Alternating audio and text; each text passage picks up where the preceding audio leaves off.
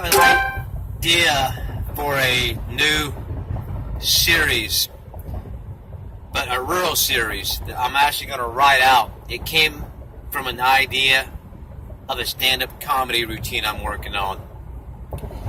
And I'm just going to do this stand-up comedy routine and start from there. Hello, my name is William Edward Sibley III. Reformed. I'm the poster child for Reformed, retired serial killer, Anonymous. Okay, that's not quite true. I'm going to open up to you guys that I really feel like I know you. And my doctor said I should express myself. I'm going to go ahead and tell you I was fired, alright? 4 weeks ago from the day they canned me and fired me. After 17 years of day in and day out of dedicating myself to serial killing, you can't just wake up one morning and go, I think I'm going to be a serial killer. No. It's training. It's spontaneous mixed with perfection. Planning stuff out. You know, I had to learn how to do everything right. And I call in sick one day after 17 years. I even followed protocol. I called the serial killer number. Beep, beep, beep, beep. 2 hours and 15 minutes before I called the serial killer number. It's supposed to be 2 hours, the manual said. I'll call the secret serial killer number. Beep, beep, beep, beep. Hang on a minute. Beep, beep, boop, beep, beep, beep, boop.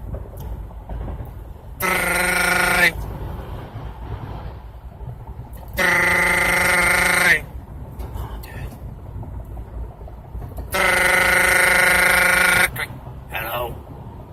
William Edward Sibley III, serial killer 2749, reporting in. 1 moment.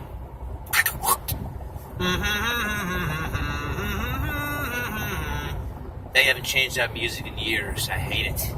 They transferred me to the head serial killer lady, the one who trained me. Hello? William Edward Sibley III, serial killer 2649, reporting in. I know who you are. What do you want? Why are you at your assignment? I'm calling in 2 hours and 15 minutes before because I would like to call in sick today. Sick! Yeah, I have a headache. Headache! And a tummy ache. Tummy ache! You're a serial killer! You've got one choice. Get to your assignment or you are fired! Fired! Fired! It echoed in my head. I looked down at the phone and I said, You can't fire me, Mom! I quit! I slammed that phone down. It shattered into a million pieces, just like my heart. Because my mama has never fired me before. What's a man like me to do who's been torn down to the bittermost part of his soul? Everything ripped out from underneath him. I didn't know what I was going to do. I was in despair. Then I remembered I had a lifelong dream. So I decided right there on the spot to pursue it. So 2 hours and 14 minutes later, I hopped a Greyhound bus and went to Hollywood, California to be an actor. Because I heard there was more people out there like that, like me. 4 hours I was on, 4 days I was on the back of that Greyhound bus. Brought my list. Because I had to have a detailed list, because I'm good being a reformed retired serial killer. You got to come up with lists and pre-planned stuff, and everything's got to be perfect.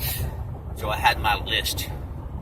I narrowed it down to 3 things that I was going to have to do to become a very successful Hollywood actor. Did you ever do something where you actually know, you feel it, you feel the actual force years that that's what you're supposed to do? Well, I gotta be honest with you. When I rolled up the first day in Hollywood, California, it was 6 a.m. It was 6:17 a.m. sharp. The sun is rising over the Hollywood hills. The hummingbirds are singing. It's just like a movie. I hear pop, pop, pop. 3 gunshots. A lady screams. Ah! I look at the bus driver. He looks at me, and then we round the corner. It was a sight I've never seen before. I look at the bus driver. He looks at me, and we round the corner. It was a sight to behold that I will never forget in my life. The Hollywood sign appears. The sun is hitting the letters. It's actually blinding me, but I see the full glory of the Hollywood sign. When I actually put my sunglasses on because it was so bright, I realized something. This is how I knew I was where I had to be. It didn't say Hollywood. It said Hollyweed! Hollyweed! Some genius of a person actually changed it to read Hollyweed. They had to know I was coming. Because the first thing on my list was to get a pot license from a pot doctor. To get a pot license from a pot doctor. To get a pot license. The first thing on my list was to go to a pot doctor. The first thing on my list was see a pot doctor. Get my pot license so I can smoke pot anywhere I wanted. And a guy like me smoking pot. It was exciting.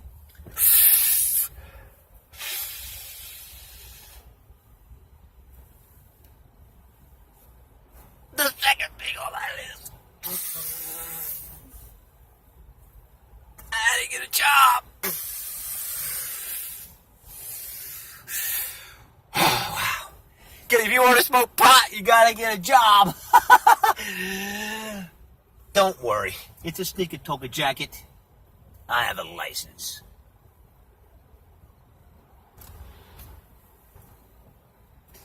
Where's a guy like me actually going to get a job at? With my background, I can't just walk in and say, hey, what's your background? What do you used to do?